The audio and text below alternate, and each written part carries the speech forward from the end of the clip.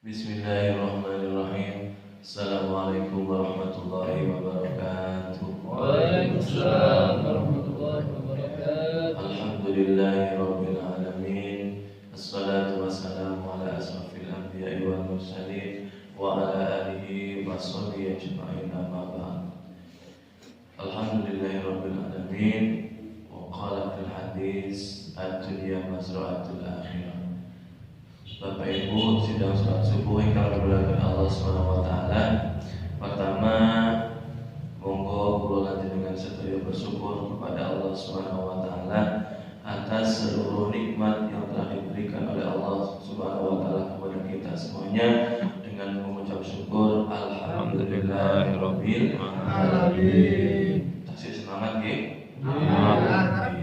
Nggih.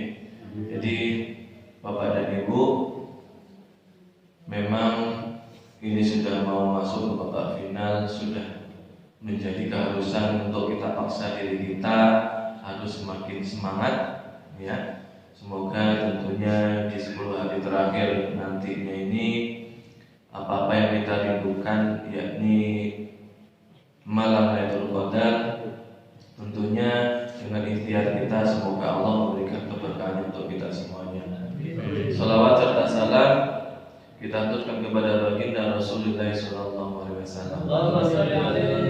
Bapak dan Ibu yang dimuliakan oleh Allah Subhanahu wa taala, dari hadis yang tadi saya sampaikan bahwasanya ad-dunya mazra'atul akhirah, bahwasanya dunia ini adalah sawah, dunia ini adalah ladang, ya. Dunia ini adalah tempat bagi kita untuk bercocok tanam, ya.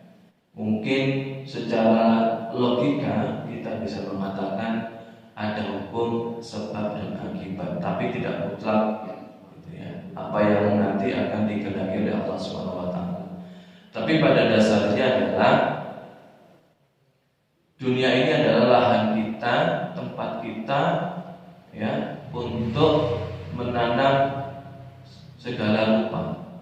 Jadi ketika kita menanam kebaikan, ya patut kita yakini nanti kelak kita pun akan mendapatkan kebaikan. Begitupun juga sebaliknya, kalau kita menanam sesuatu yang tidak baik, suatu saat kelak kita pun akan memanen sesuatu yang tidak baik. Meskipun di dalam agama Islam itu tidak ada hukum karma, tetapi jelas faman ya'mal misqala dzarratin khairan yarah wa man ya'mal misqala dzarratin syarran yarah. Ketika kita melakukan sesuatu kebaikan sekecil biji sawi pun, insya Allah nanti akan mendapatkan balasannya hal yang serupa minimal atau bahkan lebih, gitu ya. Kalau di bulan suci Ramadan itu lebih. Tetapi juga sebaliknya, ketika kita melakukan sesuatu yang tidak baik sekecil apapun, kelak akan menimpa diri kita. Maka kita sebagai manusia ada di dunia ini, apa sih hakikat kita? Meskipun tadi sudah disampaikan, ya dunia ini lahan kita, okay? Dunia ini ladang kita. Ya sudah, mari kita cangkul, mari kita semai, mari kita pupuk. Kalau kita memupuk kebaikan, insya Allah enaklah diri kita. Begitupun juga sebaliknya, ya. Maka ada yang mengatakan surga itu sudah terasa di dunia. Bahkan ada juga yang mengatakan neraka juga sudah terasa di dunia. Yaitu tinggal bagaimana kita bersikap dan berucap, itu nanti juga akan tercermin, ya. Maka apa tugas kita di dunia? Yang pertama adalah sebagaimana yang sudah Allah firmankan di dalam surat Ad-Dariyat ayat 56, wa ma khalaqtul jinna wal insa illa liya'budun. Bahwasanya tugas kita sebagai manusia di dunia ini yang pertama adalah sebagai hamba. Maka tugas yang pertama adalah penghambaan kepada Allah Subhanahu wa taala. Apa hakikat penghambaan? Apa hakikat penghambaan kepada Allah Subhanahu wa taala? Hakikat penghambaannya adalah iyyaka na'budu wa iyyaka nasta'in. Jadi hanya kepada Allah lah kita menyembah, dan hanya kepada Allah lah kita meminta pertolongan. Ya, jadi tidak ada persembahan, tidak ada kita meminta pertolongan illallah kecuali hanya kepada Allah Subhanahu wa taala. Karena itu konsep ketauhidan yang paling dasar. Gitu, okay? Maka kadang yang ditakutin itu adalah ketika kita ada yang namanya syirik kecil itu. Tanpa sadar kita mengagungkan sesuatu, tanpa sadar kita memuliakan sesuatu dan lain sebagainya. Gitu. Maka kita membutuhkan hal-hal seperti ini, majelis taklim. Ya. Biasanya kalau mungkin dalam 1 bulan, 1 minggu kita belum dicas, ya perlulah sedikit-sedikit. Makanya majelis ilmu tidak harus di masjid, Bapak Ibu. Banyak orang mengatakan, mau bersedekah ke masjid, ke musola. Tidak. Banyak sekarang lahannya. Yang mau bersedekah bisa di lembaga pendidikan. Ya, selama lembaga pendidikan itu menghantarkan kepada keridhaan Allah Subhanahu wa taala, lanjutkan. Catatannya itu. Jadi lembaga pendidikan yang memang menghantarkan kepada jalan Allah Subhanahu wa taala. Oke, jadi perlu itu. Kenapa di lembaga pendidikan? Mohon maaf, tidak semuanya orang berkesempatan untuk datang ke masjid. Saya ulangi lagi, tidak semua orang itu datang ke masjid. Dan belum tentu yang tidak ke masjid ini juga lebih jelek dari kita. Belum tentu. Yang ke masjid pun sebaliknya, belum tentu yang setiap hari, setiap waktu, setiap detik ke masjid itu jauh lebih baik dari orang yang tidak datang ke masjid. Maka jangan mudah merendahkan orang lain. Belum tentu. Kita tahu kisah bagaimana seorang pelacur yang divonis masuk neraka, tapi kehendak Allah malah si pelacur ini malah masuk ke dalam surga. Gara-gara hanya menolong anjing. Nah, kita harus berkisah seperti itu, melihat kisah seperti itu. Jadi jangan selalu merasa diri sudah paling baik. Jadi belum tentu. Maka dunia pendidikan selama menghantarkan kepada Allah, kita boleh bantu. Mungkin ada orang yang untuk ke masjid butuh proses, tapi untuk datang ke tempat pendidikan malah dia semangat. Ya mungkin dari situ. Jadi yang pertama tugas kita adalah penghambaan kepada Allah Subhanahu wa taala, iyyaka na'budu wa iyyaka nasta'in. Yang kedua, Bapak dan Ibu, apa sih tugas kita di dunia ini? Ya, yang kedua adalah di dalam surat Al-Baqarah ayat 30. Oke. Apa bunyi ayatnya? Ustaz Arif. Ustaz Arif apa? Kulo artinya wis. Ono bagiannya diri-diri. Nah, itu kita ini kok nggak bisa apa-apa, saling mengisi. Jadi surat Al-Baqarah ayat 30 bahwasanya di sana ada komunikasi antara Allah dengan malaikat.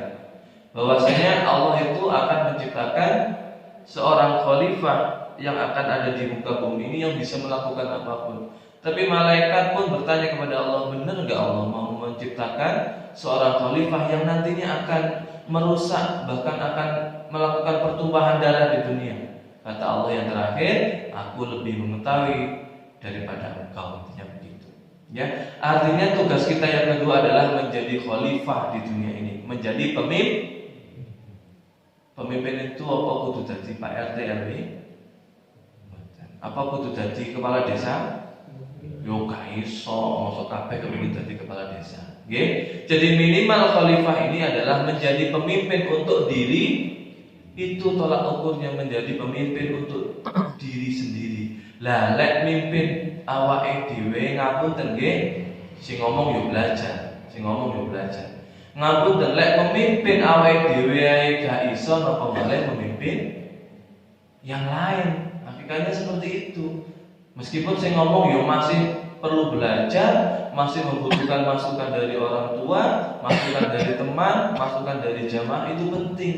Maka maulah dikritik, karena kita punya cermin kita siapa? Orang lain.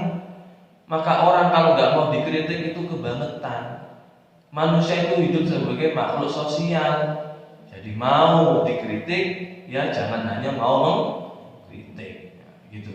Jadi itu tugas kita adalah menjadi khalifah. Terutama yang laki-laki, Bapak dan Ibu, mohon maaf, kita memiliki tanggung jawab yang luar biasa. Terutama kalau sudah membina keluarga, kita menjadi pemimpin di dalam keluarga.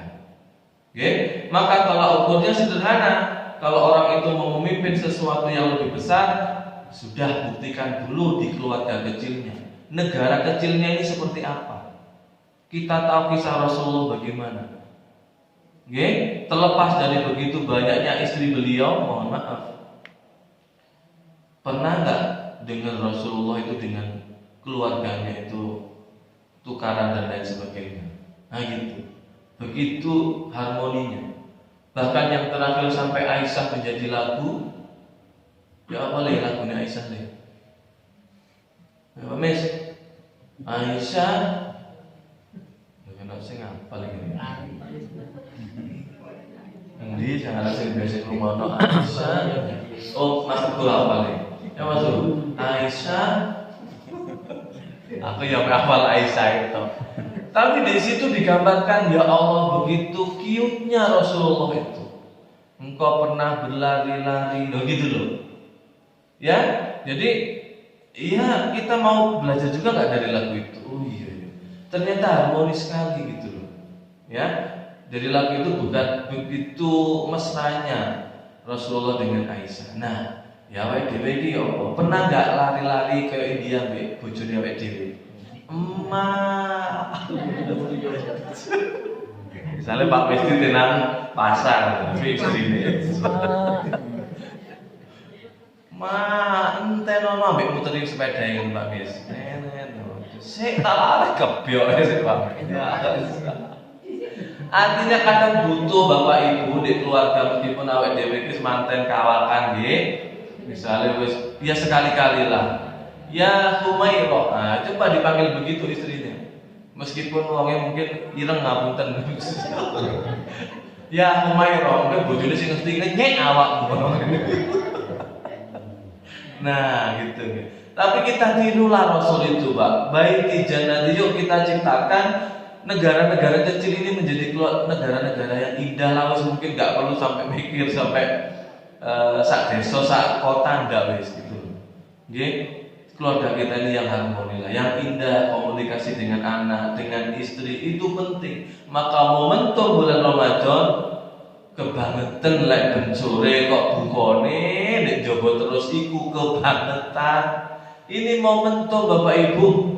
Ya, meskipun misalnya wonten jatah lah untuk buka bersama. Sekarang alhamdulillah ini ada Covid nih, buka bersama koyoke mboten wonten. Nah, ini kesempatan mau golek buka bareng iku wis oke lah di masjid buka ya buka. Meskipun di masjid buka nek omah lek iso ya maneh ngoten lho. Ojo moro-moro ndek minimal ndek omah iku jagonge apa ngombe. Mentang-mentang wis buku aku Bu, marah wis. Lah wis masakno wis Pak wis engko ae wis ngono. Nah, minimal jadi di rumah itu iso gabung sama keluarga dengan anak-anak kita berkomunikasi, ngobrol, insyaallah itu berkah. Nggih? Nah, yang terakhir Bapak dan Ibu, ya jelek ngomong terakhir ngomong tangis. Terakhir nih bener. Okay? Tugas kita sebagai manusia di dunia ini adalah Bapak dan Ibu adalah pengabdian. Itu yang terakhir. Dalam bentuk apa? Dakwah. Nah, gitu. Ya. Laqad kana lakum fi Rasulillah uswatun hasanah. Yuk Bapak dan Ibu, ya. Jadi konsep uswah hasanah ini ditiru oleh orang barat. Nah, gitu. Mereka mengatakan dalam konsep pendidikan anak usia dini, pendidikan yang paling hebat untuk anak usia dini adalah uswah hasanah, yaitu contoh. Ini adalah konsepnya Rasul, ya, tapi dibuat oleh orang Barat, itu. Terutama diambil oleh Montessori dalam konsepnya, bahwa pendidikan anak usia dini yang paling keren di banyak konsep yang paling keren hanya satu, yaitu contoh. Okay? Jadi ini luar biasa. Itu. Daniel Goleman juga menjelaskan, orang Amerika, wong Barat, menjelaskan apa yang dilakukan oleh orang dewasa kelak akan ditiru oleh anak-anak. Maka anak itu cara belajarnya see and do, itu anak-anak. Jadi ngapunten Bapak Ibu, anak kecil itu cara belajarnya hanya melihat dan langsung melakukan. Gitu. Ketika sering melihat orang tuanya melakukan kebaikan, ya insya Allah anak pun akan seperti itu. Maka dakwah Bapak dan Ibu, apa kudu ceramah dakwah? Tidak. Dakwah itu bisa bilisan, sing iso ngomong ya ngomong. Nggih? Sing iso ngomong. Tapi yang kedua yang lebih hebat Bapak Ibu, dakwah itu adalah dengan perbuatan. Nggih? Jadi tidak harus dakwah itu ngomong seperti ini, bukan, ini lebih berat Bapak Ibu kalau ngomong, tapi dengan perbuatan sudah itu akan memberikan dampak yang luar biasa. Sudah diteliti bahwa gestur atau perbuatan gaya tubuh itu memberikan dampak terhadap seseorang kurang lebih 55% dibandingkan dengan orang yang ngomong. Lek ngomong nih ngapunten, mek 7%, buktine nopo? Lek kultum akeh sing khusuk. Loh, ngene iki 7%. Dile coba kok ditakoni. Nggih, Pak? Boleh ditakoni karo kami. Hanya 7%. Maka jangan bangga lek akeh ngomong. Yuk tiru Rasulullah, talk less do more. Itu Rasulullah, Bu. Napa niku talk less do more? Kudu toples. Nah, ini lek ngantuk oleh ngomongane toples. Rasulullah itu toples do more. Sedikit berbicara, banyak contoh, banyak berbuat. Nggih, maka yuk kita ikuti Rasulullah. Bapak dan Ibu, iku mawon nggih, sudah terakhir soal ini. Nggih, intinya tugas kita sebagai manusia, yuk kita berusaha dan memohon kepada Allah Subhanahu wa taala semoga satu kita menjadi orang penghambaan kepada Allah Subhanahu wa taala, kemudian yang kedua menjadi pemimpin minimal untuk awake dhewe, minimal untuk awake dhewe. Yang ketiga tentunya marilah kita berusaha untuk dakwah, mengajak orang lain dengan ucapan atau perbuatan. Maka di dalam agama Islam keyakinan saya tidak ada dakwah itu marah-marah. Yang seharusnya kita lakukan adalah kalau mengajak orang itu ya yang ramah, ya. Jadi tidak ada, Islam itu menurut saya pribadi tidak ada marah-marah. Kita harus menghargai orang lain, agar orang itu melihat apa yang kita lakukan meskipun tak ngomong, melihat perbuatan kita orang jadi tertarik dengan terutama agama kita. Semoga Allah memberikan kekuatan kepada kita semuanya, terutama untuk diri kita dan keluarga kita. Amin ya rabbal alamin. Kita tutup dengan doa kifaratul majelis. Subhanakallahumma wa bihamdika asyhadu an la ilaha illa anta astaghfiruka wa atubu ilaik. Kurang lebihnya mohon maaf. Wassalamualaikum warahmatullahi wabarakatuh.